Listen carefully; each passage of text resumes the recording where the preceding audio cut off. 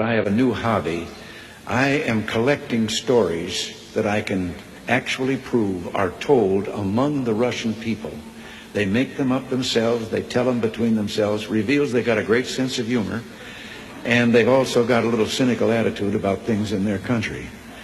The story was an American and a Russian arguing about their two countries, and the American said, look, in my country, I can walk into the Oval Office, I can pound the president's desk and say, Mr. President, I don't like the way you're running our country. And the Russian said, I can do that. The American said, you can? He says, yes. I can go into the Kremlin, to the General Secretary's office, pound his desk and say, Mr. General Secretary, I don't like the way President Reagan's running his country. I didn't tell this one to Gorbachev. You know, there's a 10-year delay in the Soviet Union of delivery of an automobile.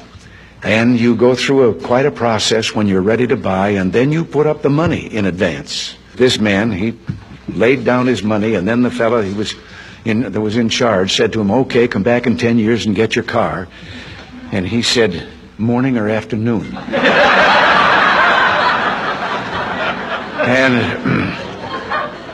And the fellow behind the counter said, well, 10 years from now, what difference does it make?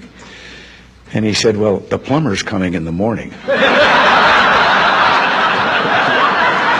Less than one family out of 7 in the Soviet Union owns an automobile. Most of the automobiles are driven by the bureaucrats. So an order went out one day to the police that anyone caught speeding, anyone, no matter who, gets a ticket. Well, Gorbachev came out of his country home, his dacha. He was late getting to the Kremlin. There was his limousine and driver waiting. He told the driver to get in the back seat, he'd drive, and down the road he went.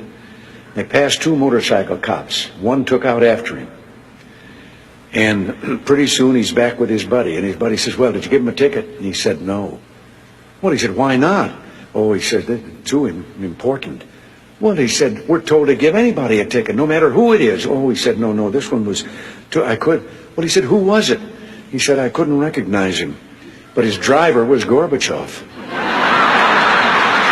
One of the heads of state that I met with on this visit told me the story about the 2 fellows in the Soviet Union that were walking down the street, and the one of them says, have we really achieved full communism?